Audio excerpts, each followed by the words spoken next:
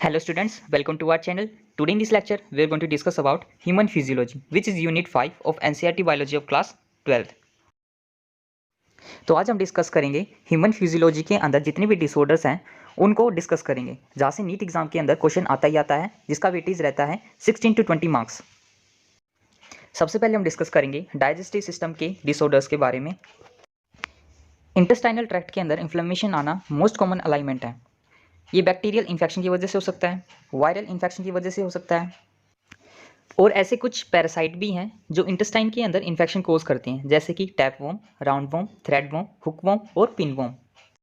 Next आगे हम बात करेंगे जॉन्डिस के बारे में। अब जॉन्डिस के अंदर क्या होता है, इसके अंदर लीवर अफेक्ट होता है, जिसकी वजह से जो स्किन है और आई है उसका कलर येलो हो जाता है।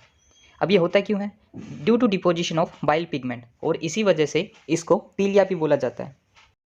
नेक्स्ट आगे हम बात करेंगे वॉमिटिंग के बारे में। अब वॉमिटिंग के अंदर क्या होता है, इसके अंदर जो स्टोमक कंटेंट होता है वो माउथ में से इजेक्ट हो जाता है, और इस रिफ्लेक्स एक्शन को कौन कंट्रोल करता है? वो कंट्रोल करता है मेडुला, जिसे वोमिट सेंटर भी बोला जाता है। नेक्स्ट आगे आता है डायरिया। अब डायरिया के अंदर क्या होगा, इसके अंदर एबनॉर्मल फ्रीक्वेंसी होगी बाउल मूवमेंट की, जिसकी वजह से फिजिकल डिस्चार्ज के अंदर लिक्विडिटी बढ़ जाएगी। अब ऐसा होता क्यों है? क्योंकि जो फूड का अब्जॉर्प्शन है वो रिड्यूस हो जाता है, इसी वजह से डायरिया होता है। नेक्स्ट आगे आता है कॉन्स्टिपेशन। अब कॉन्स्टिपेशन के अंदर क्या होता है, इसके अंदर जो फीसिस होता है, बॉडी वेस्ट होता है, वो रेक्टम के अंदर रिटेन हो जाता है, जिसकी वजह से जो बाउल मूवमेंट है वो इरेगुलरली अकर होती है। नेक्स्ट आ गया था हमारे पास इंडाइजेशन। अब इंडाइजेशन के अंदर क्या होता है, इसके अंदर जो फूड है प्रॉपर तरीके से डाइजेस्ट नहीं हो पाता। अब ऐसा मेनली होता क्यों है? ये इनएडिक्वेट एंजाइम सिक्रीशन की वजह से होता है, एंजाइटी की वजह से हो सकता है, फूड पॉइजनिंग की वजह से हो सकता है, ओवर ईटिंग की वजह से हो सकता है, या फिर स्पाइसी फूड की वजह से हो सकता है। ये थे सभी डाइजेस्टिव सिस्टम के डिसऑर्डर। आगे हम देखेंगे कि रेस्पिरेटरी सिस्टम के अंदर कौन कौन से डिसऑर्डर आते हैं।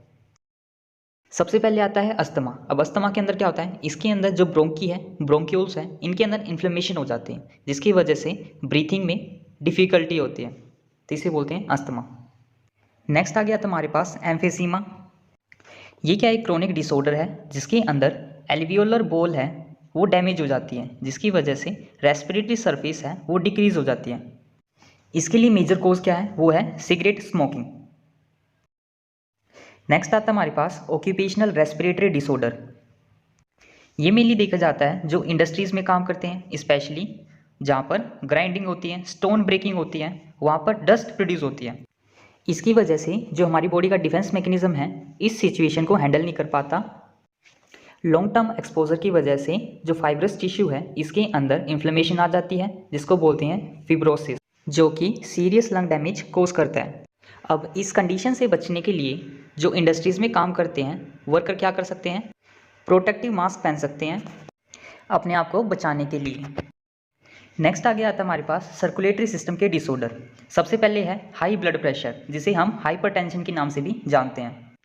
नॉर्मली हेल्दी पर्सन के अंदर जो नॉर्मल ब्लड प्रेशर रहता है वो होता है 80/120। जब ब्लड प्रेशर नॉर्मल कंडीशन को एक्सीड कर जाता है तो उसे बोलते हैं हम हाइपरटेंशन या फिर high blood pressure. Blood pressure यानी बीपी को हम मेज़र करते हैं mmHg में बाय यूजिंग स्फिग्मेनोमीटर। यहाँ पर जो यूनिट है mmHg, इसका मतलब है मिलीमीटर ऑफ मर्करी प्रेशर।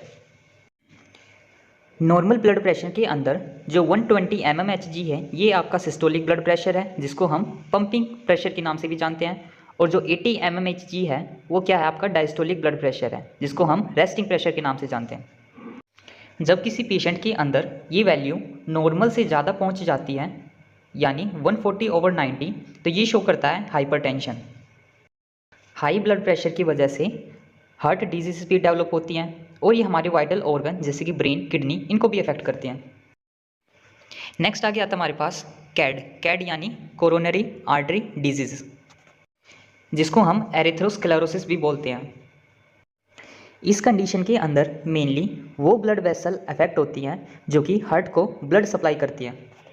अब ऐसा होता क्यों है? क्योंकि हमारे ब्लड के अंदर जो कैल्शियम है, फैट है, कोलेस्ट्रॉल है, फाइब्रस टिश्यू है, हमारी आर्टरीज में डिपॉजिट होने लगते हैं, जिसकी वजह से जो आर्टरी का पैसेज है वो नैरो हो जाता है और हार्ट तक प्रॉपर तरीके से ब्लड सप्लाई नहीं हो पाती, जिसकी वजह से ये कंडीशन डेवलप होती है। नेक्स्ट आ गया था हमारे पास एंजाइना, जिसको हम एंजाइना पेक्टोरोसिस के नाम से भी। हार्ट मसल तक जब सफिशिएंट अमाउंट ऑफ ऑक्सीजन नहीं पहुंच पाती तब चेस्ट के अंदर पेन होता है, जो कि मेजर सिम्टम है इस कंडीशन के लिए। ये कंडीशन दोनों में ही डेवलप हो सकती है, मैन में भी डेवलप हो सकती है और वुमेन में भी डेवलप हो सकती है एज, मगर ज़्यादातर ये देखी जाती है मिडिल एज और एल्डर वन के अंदर।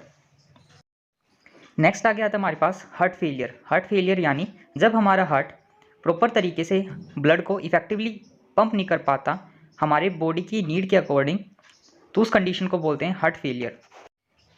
इस कंडीशन को कॉन्जेस्टिव हार्ट फेलियर भी बोलते हैं, क्योंकि कॉन्जेशन ऑफ लंग क्या रहता है, मेन सिम्टम रहता है इस कंडीशन के लिए।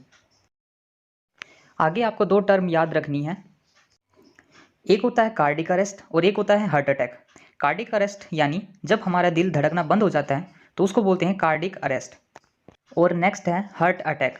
हार्ट अटैक यानी जब हमारी हार्ट मसल सडनली डैमेज हो जाती हैं ब्लड सप्लाई की कमी से, तो उसे बोलते हैं हार्ट अटैक। नेक्स्ट आगे हम डिस्कस करेंगे स्केलेटल सिस्टम के डिसऑर्डर्स।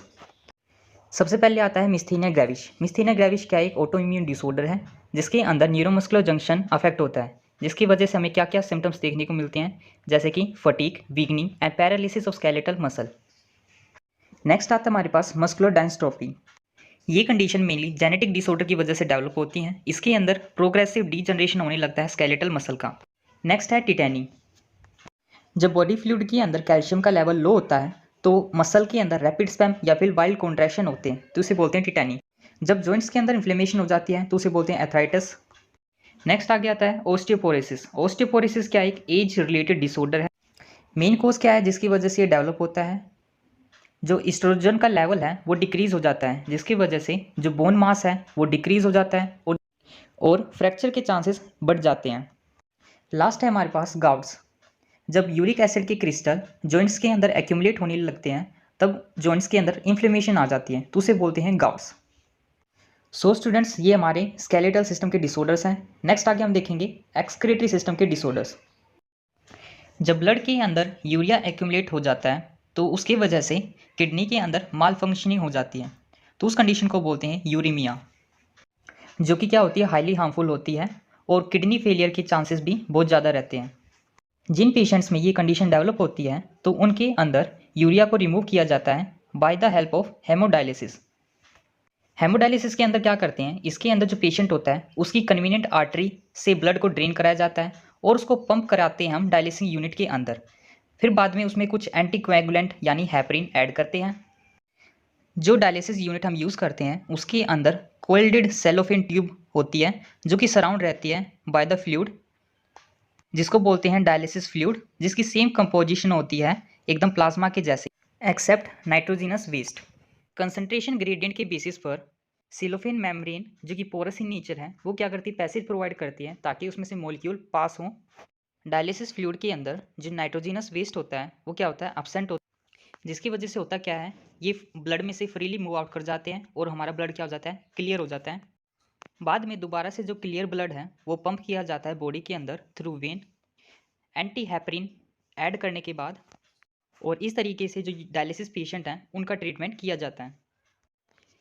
एक्यूट रीनल फेलियर के केसेस में यानी किडनी फेलियर के दौरान जो किडनी ट्रांसप्लांटेशन है वो क्या रहता है, अल्टीमेट मेथड रहता है for the correction of acute renal failure. Next आ गया था हमारे पास रेनल कैलिकुलाई। जब किडनी के अंदर स्टोन या फिर इनसोल्यूबल मास फॉर्म होते हैं ऑफ क्रिस्टलाइज सोल्ट, तो उसे बोलते हैं रेनी कैलिकुलाई। नेक्स्ट आगे आता है हमारे पास ग्लोमेरुलर नेफ्राइटिस। किडनी के अंदर जो ग्लोमेरुलाई होती है उसके अंदर इन्फ्लेमेशन आ जाती है, तो उसी कंडीशन को बोलते हैं ग्लोमेरुलर नेफ्राइटिस। सो स्टूडेंट्स, ये थे हमारे disorders from the entire human physiology unit. If you like the video, then subscribe to my channel so that more and easy learning content I will provide you. Thank you.